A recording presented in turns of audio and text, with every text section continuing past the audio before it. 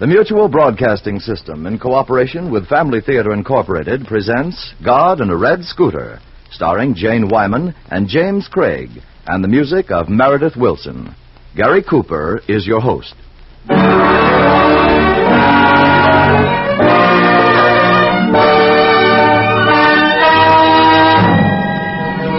More things are wrought by prayer than this world dreams of.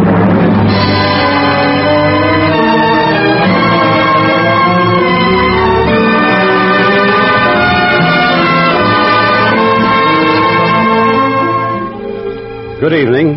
This is Gary Cooper. We've got a swell story for you tonight.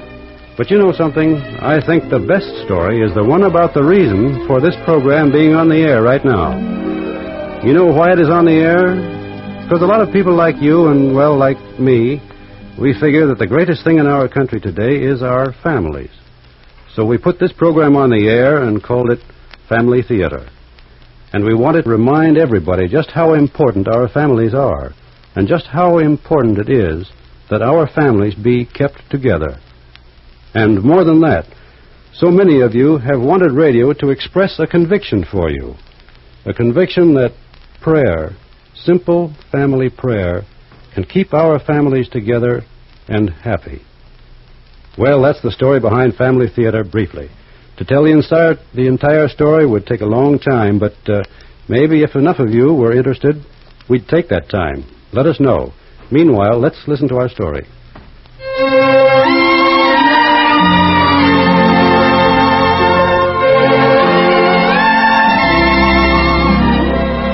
Sleep is beautiful.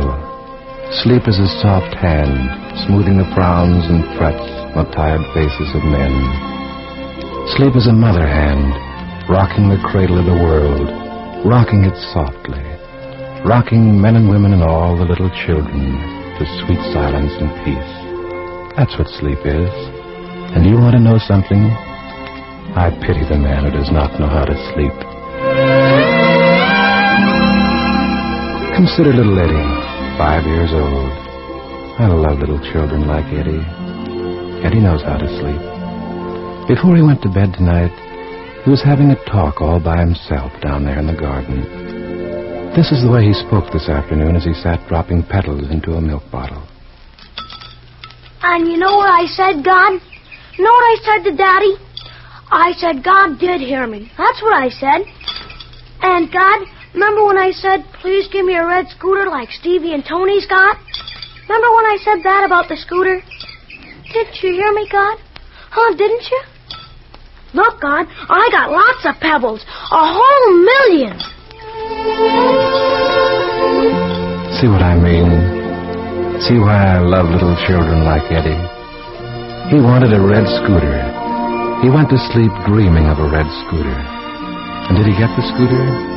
Well, I shall tell the whole story. In a manner of speaking, the story begins with grapes. Oh, Jeannie, come here. From this hill, you get a pretty good idea of how it looks. Oh, the vines are beautiful, Ed. Nice dark green. Oh, here, let me hold little Eddie for you. Oh, now be careful of his back, Ed. He's asleep. I got him. Is that our land all the way to the road? Straight clean to Route 99. That's 26 acres of good grapewood, Jeannie. Don't it make you feel kind of glad just to look at it? Oh, yes. It almost makes you want to laugh and cry in the same breath. Standing here like this and looking down on our own land. Our very own vineyard. It's nice to own something, Ed. Yeah. Cost me plenty of jack, too. But it's worth it. When will the grapes be growing, Ed? Oh, 3 years. It takes at least 3 years. Seems so long to wait. I mean, you'd think they'd just pop out. Oh, not grapes, Jeannie. You got to build them up. You got to work a vineyard. Then after 3 years, you know what it's going to be like down there? What? They're going to be out there on the wire trellises. They're going to be hanging thick and heavy near the redwood stakes. And when the harvest comes, we're going to pack them in. Over 200 ton of the best red emperor grapes in California. Gosh, 200 tons for only 26 acres. Yeah. Oh, it's almost like a miracle, Ed. And just think, Eddie will be 3 years old when we start picking our grapes. Yeah? He'll be walking. Yep. It takes time for kids and grapes to grow.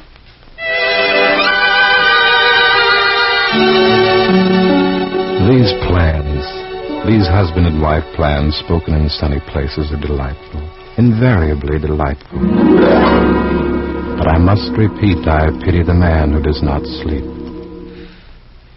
Just listen to him. Oh, maybe I made a mistake. It's risky business. It's a gamble putting all your money into grapes. The man is worrying, mind you, at 1 o'clock in the morning. Could be a shrinkage. Could be a bad market, and then... Well, I just can't afford to bump into a tough market. Look at him, fidgeting with pencils and papers and doubts. Emperors should sell. Munson said emperors were good grapes. But I don't know. Maybe I should have stacked up with Muscats or Rabiers. Norton did all right with Rabiers last year. All this at 1 o'clock in the morning, when he should be asleep with his wife and babies.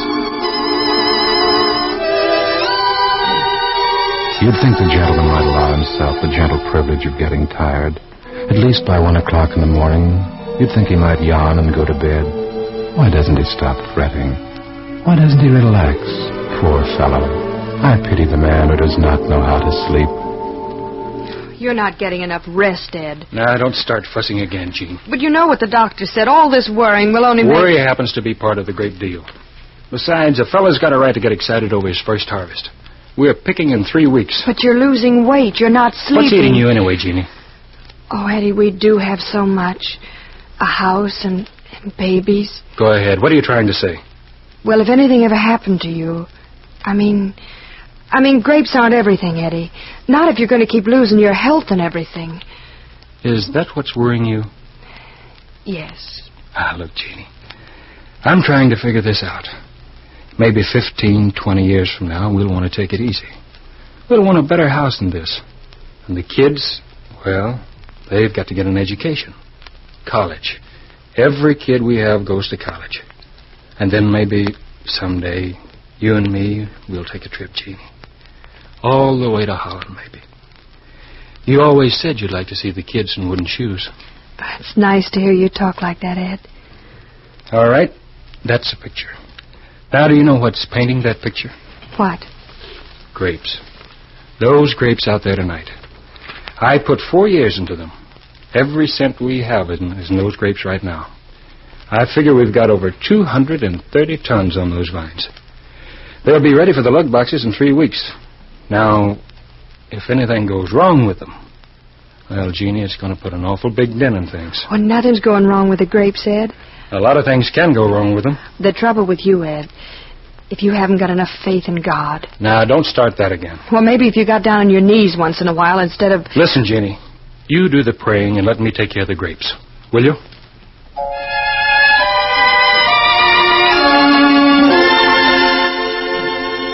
Well, that's the way it is with some people. Their heads are forever spinning plans and projects. Their heads go whirling with tremendous worries about tomorrow and the next day and the next day. They're forever building barns and castles at 1 o'clock in the morning when they should be asleep. You'd think Edward might have a little more confidence in me. You'd think he'd stop worrying for the space of a quiet sleep and let me look after the grapes. For I do have a way with grapes, with vines and branches. Understand me, I'm not against plans and projects. I find no fault with the sweat on a man's brow. For labor is a magnificent and courageous thing. I'm talking rather about something that is more courageous than labor. I'm talking about relaxation, about confidence, about trust and faith in me. I like the man who sleeps. I love the man who relaxes, and who, like a child, rests easily in the arms of my providence. Not so with Edward. Edward is too full of plans, as if the plans of men were merely the plans of men. Listen to him. Sure, I'm ready to start, Campbell. My grapes can't wait. Where are those pickers you promised me? Well, we're coming up the valley as fast as we can, Ed. Now, don't blow your top, man. You got enough pickers for me? All you need. Only give me time. How soon do you figure to make it? We'll be cutting your vines by the 17th, I'll guarantee that. Okay, only make it fast. As fast as I can.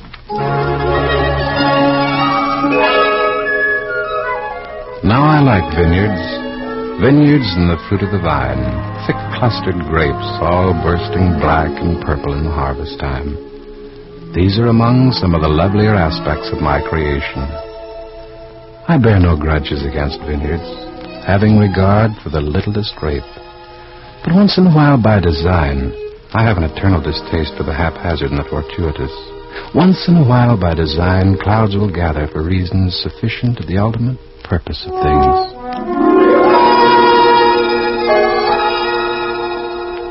I gather a breeze at Burbank and scoop a cool breath off the high Sierras. Northeasterly, my gales go playing with the canyon dust and the sea sands at San Diego. And quite suddenly, quite perceptibly, there's a mist in the Midlands, and in the valleys of San Gabriel, and out around the mountains, and down from the mountains, down around the flatlands of San Fernando. Nor is it any surprise that there's a mist also in the eyes of a woman in Fresno. It won't rain, Ed. Don't keep staring out of that window. You heard what it said on the radio. Oh, but this is just a mist, Ed. You know how it is with mist. They come and go. It'll be dry tomorrow. The grapes will be dry. Wait and see. Listen. It's only a little flurry of rain, Ed. Listen, will you please listen? God won't spoil everything by letting it rain now. I know he won't. Oh, God, don't let it rain.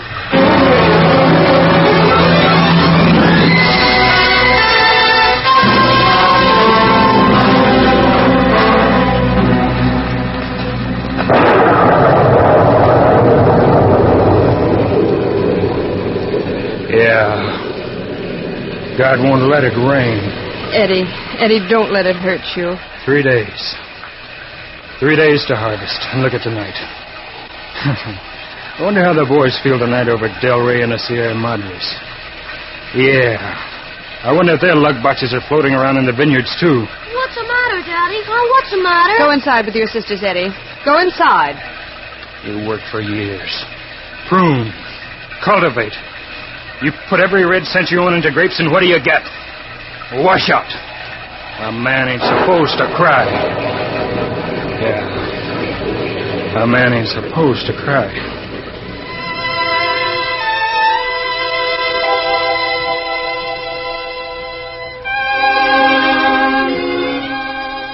Believe me, I hold no grudges against vineyards. I like vineyards. But more than all the vineyards in the world, I like man. I love man.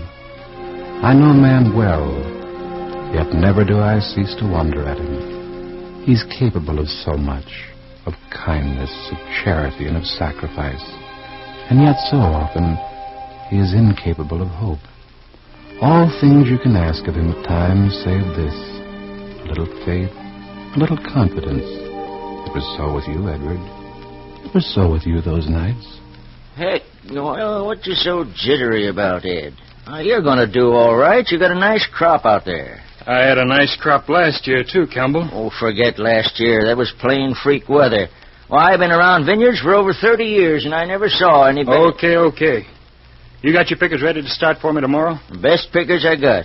From the looks of them vines, Ed, I'm guaranteeing they'll be cutting 300 lugs a day. Okay. I'll be seeing you tomorrow, Campbell. Right. And, Ed, this is between you and me. Yeah? Why don't you go home and rest up a bit? I'll handle the pickers for you. Frankly, you don't look so hot. I'll be taking it easy once I get those grapes on the trucks. Well, have it your own way. But let me tell you something. You've got more than grapes to worry about. You been noticing your wife lately? Jeannie? Yeah. That kid looks plenty tired out. She's worrying about a lot of things. Oh, nothing wrong with Jeannie. Well, you know how women are, Campbell. They want you to start praying at the drop of a hat. Well, that's Jeannie for you. But she'll straighten out. I don't know, Ed. As I told her the other day, I wonder where I'd be if I'd wait for God Almighty to come out there and take care of my vineyard. Those dang leaf rollers got a start on me about 2 months ago. Well, you're the boss, Ed. But if I was you, Listen, Campbell, I understand, Jeannie. All I need is one good harvest. Then, maybe we'll do a little celebrate. That'll fix her up. Yeah, I suppose. Well, here's to a good harvest.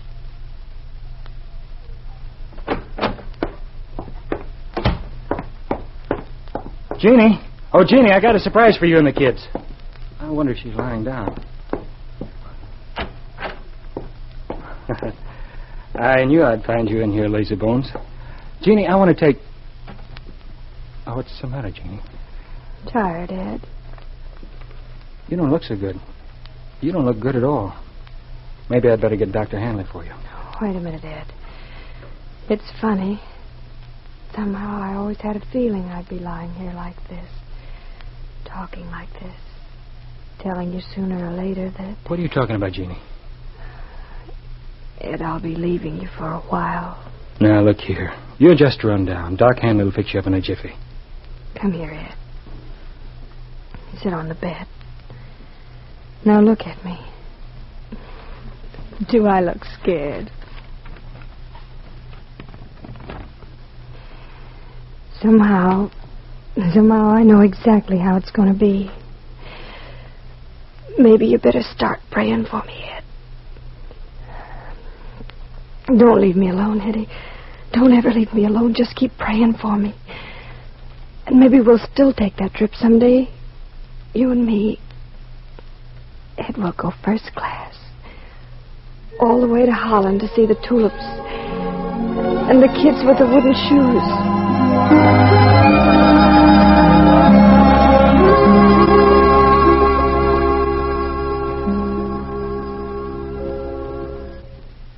What about it, Doc? As far as I know, and remember I'm only one doctor, there's nothing much that can be done for Jeannie, Ed. All right. But I'll get her the best specialist in this country if I have to. Go right ahead. And by the way, you can go in and see her now. She's conscious again.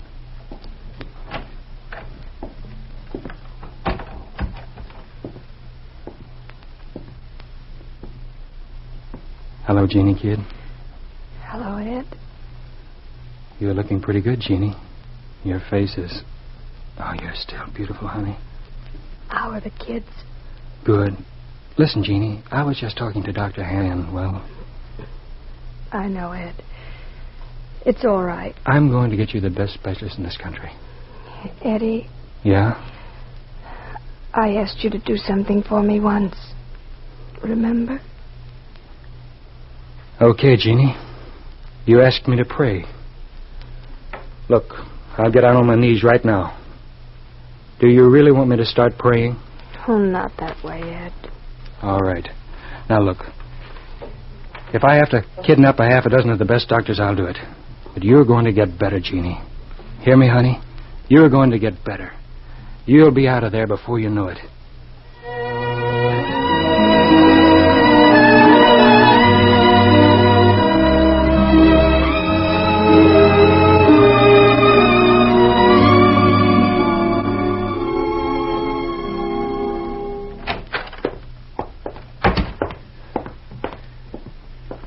Excuse me for barging in like this, Doctor, but what did you find? We're doing everything possible, Ed. You'll have to be patient. Yeah, that's what everybody says. Be patient. Why don't you go home and get some rest and get a little sleep? Sleep? Not now. I can't sleep now. I asked you to do something for me once. Remember? All right, Jeannie. I'll do it for you. Right here in this church. I'll do it for you. Are you listening, God? I don't know what word you're supposed to use, but it's from the bottom of my heart. I'm praying for Jeannie, my wife. I can't lose her, God, not now. We've got kids, God. 3 kids. And we're trying to make a go of it with grapes. You gotta hear me, God. You gotta make Jeannie well. Please, God. Please, I'm asking you, bottom of my heart.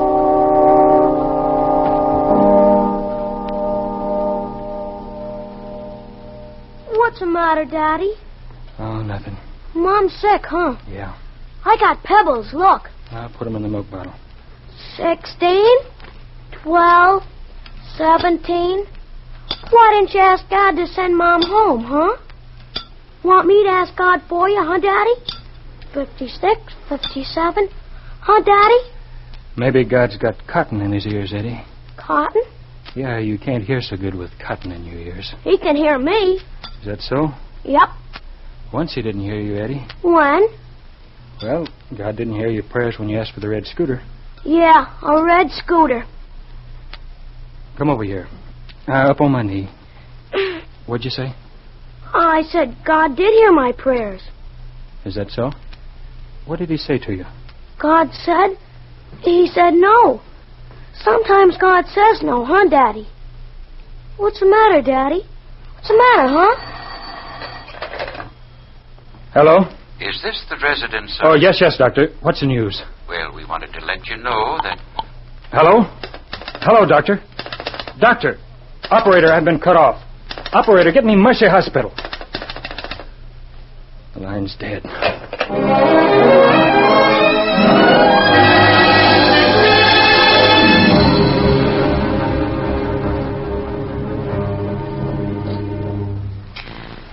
I asked you to do something for me once. Remember? I don't know, God. I don't know how to pray to you. I tried, Gene, so help me, I tried. You can't die, Gene, not alone. Not up there in that room alone. You can't die on me, Gene. Sometimes God says no, huh, Daddy? All right. All right, God. You've got me where you want me. Listen to me. Please, you've got to listen now. Sure, I want Jeannie. When you love somebody, you don't want to see them die. You want to have them, God. You want to have them close enough to put your arms around. Okay. Maybe I did want her. Maybe I did want you to say yes. Just like I wanted you to say yes to that first harvest. Sometimes God says no, huh, Daddy? All right. Sometimes you say no, too. Well, if that's the way it's going to be, well, all right.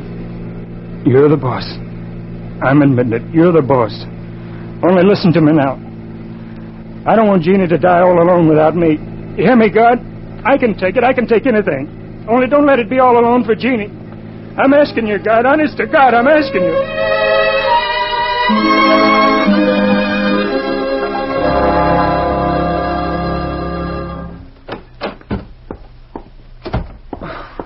Jeannie.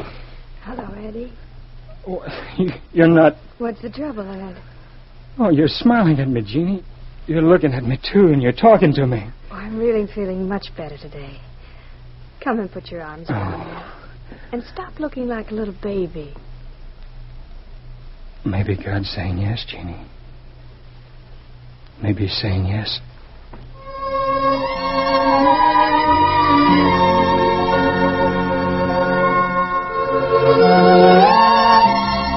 The night tonight is beautiful over California.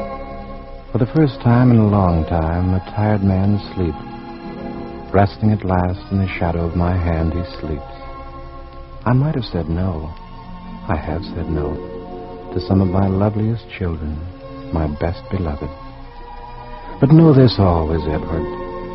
There are times when my refusals are necessary to a plan you cannot understand. The little Eddie, being the wiser in his innocence, seems to understand. That storm upon your vineyard, that storm that drew your curse, was a blessing to 1,000 other Edwards in pasture lands parched by the drought, 600 miles to the north. So the tragedy today is but the pruning and the preparation of a lovelier tomorrow. Yes, there are times I've said no, as many fathers have said no to their dearest, their best beloved children. But tonight, Edward, I've said yes.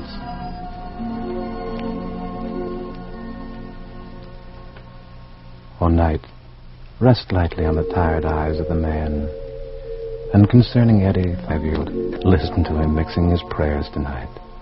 Our Father, who art in heaven, the Lord's with thee, and blessed is the fruit, and give us this day our daily bread, and ever, amen. And send me a scooter like Stevie's got. I tell you, I've seen all the beauties of my creation. I've seen the hills gathered in the purple silences of twilight. I've seen the sunshine breaking bright on the mountains. I've seen violets bending easily in a random breeze, and have watched the cool blue swell of the ocean where my golden green dolphins play. Yes, I've seen the smile of a mother, And I've looked into the eyes, the young eyes of boys and girls in love. All good, all wonderful and good. But I tell you, there's nothing so beautiful as the small face of a child. The small lips of a child, fumbling with a prayer, getting it mixed up, getting it tangled, and sweetly muddled with sleep. Listen to him. A red scooter. Oh, God. All right, Eddie.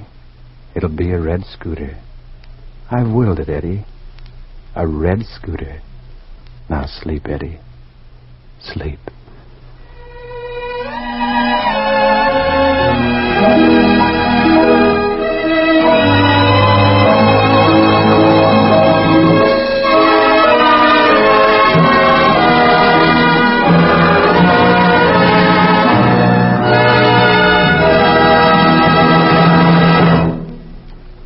This is Gary Cooper again. And for you, as well as for myself, I want to thank Jane Wyman and James Craig for their splendid performances.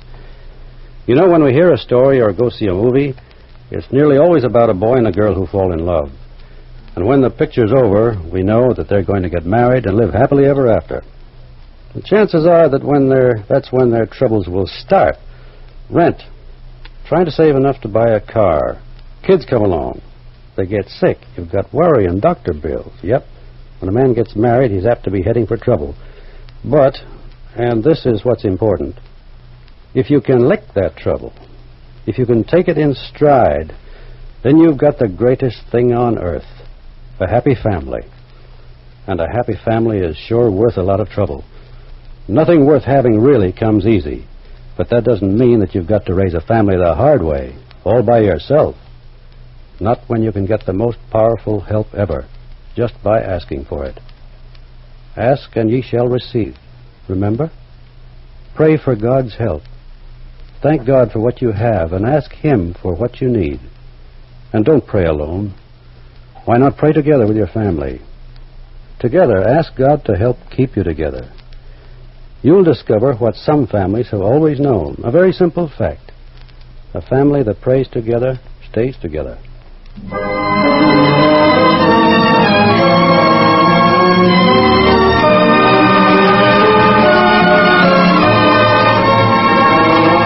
Before saying goodnight, we want to thank all of you who helped make this program possible.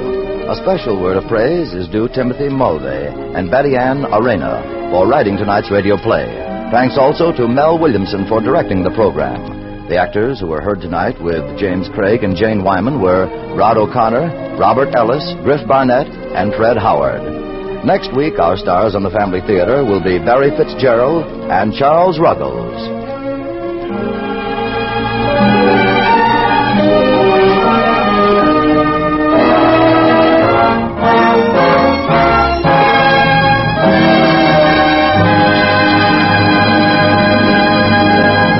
This series of the Family Theater broadcast is made possible by the thousands of you who felt the need for this kind of program, by the Mutual Network, which has responded to this need, and by the actors and technicians in the motion picture and radio industries who have volunteered their services to fulfill it. This program is heard overseas through the facilities of the United States Armed Forces Radio Services. Tony Lafrano speaking. This is the Mutual Broadcasting System.